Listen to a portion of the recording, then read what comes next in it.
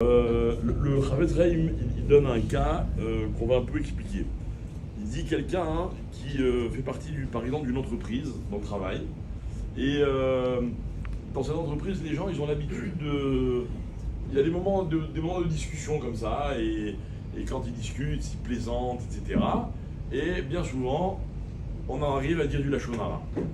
Maintenant, cette ambiance-là qui est créée, elle est très importante pour avoir sa place dans l'entreprise. Ok ? Et en fait, celui qui ne s'associe pas, qui ne partage pas ces moments-là, il passe pour un relou et il risque même de perdre sa parnassa. D'accord ? Par exemple, imaginez quelqu'un, il est dans une entreprise, si on lui dit, voilà, il y a des déjeuners au restaurant ou des dîners, tu viens manger avec nous, tu vas partir dans l'entreprise, tu ne veux pas manger avec nous, hein, tu dégages. D'accord ? Il a le droit d'aller manger pas cachère ou pas ? Il n'a pas le droit. La shonara, pareil. Alors le Chavetz Chaim dit, et même si à cause de ça, il perd sa parnassa. Donc là-dessus, il y a une question. C'est quoi la question ? C'est qu'il y a un concept qu'on ne va pas étudier maintenant, mais juste on le mentionne, qui s'appelle la shonara les toilettes. Il y a des cas dans lesquels on a le droit de dire du lachon hara parce qu'il y a une comment dire, il y a un intérêt spécifique. Non, pas l'intérêt, mais il y a un besoin. Voilà, il y a un besoin. Par exemple, des shidduchim, d'accord ? Votre fille, elle sort avec un jeune homme, et moi, le jeune homme, je l'ai vu faire un truc la semaine dernière, bon, je ne vais pas vous raconter, ok, mais est-ce que j'ai le droit d'aller dire à quelqu'un, attention, ta fille, etc.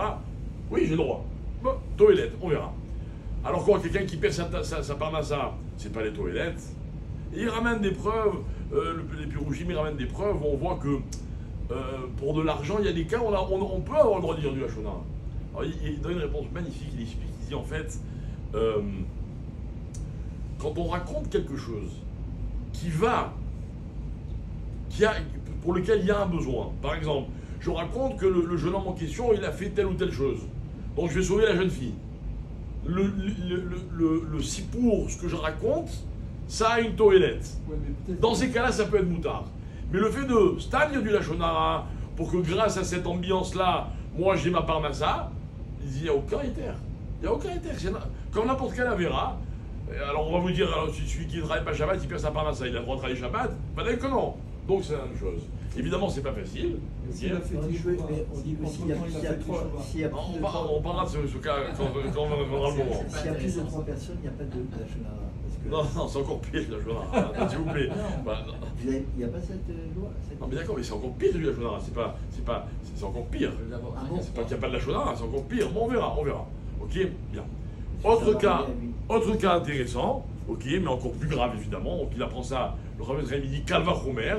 Quelqu'un qui fait ça pour son kavod. D'accord ? Donc par exemple, voilà, il fait partie d'une communauté, bon pas une communauté parce qu'on est dans les cinémas, on ne dit pas lachon hara, mais par exemple il est dans un club de golf. D'accord ? Et là-bas, c'est très important, après, je sais pas, il se retrouve au bar, etc. Et vraiment, celui qui n'a pas un bon lachon hara une fois de temps en temps, il passe pour un vrai relou, quoi. Et lui, il veut pas passer pour un relou. C'est important pour son kavod. Ok ? Il ramène il a marqué dans Avot des Rabbi Nathan, que quand on fait une mitzvah, ou bien quand on ne fait pas une avéra, et que ça se fait dans la difficulté, Betsahar, le Sachar, la récompense, elle est fois 100, Piméa. Je vous lis le texte, comme ça dire, Avot des Rabbi Nathan, il dit, voilà, il dit, Kimea Peamim Betsahar, Mipa Machat Shelo Betsahar. Quand on fait une mitzvah Betsahar, elle vaut 100 fois plus que la même sans tsahar. Quand on se retient de faire une avéra Betsahar, c'est dur. Elle vaut 100 fois plus que si c'était pas dur. Donc des fois on est tenté de faire du lachon hara pour la parnassa, pour le kavod, pour ce que vous voulez.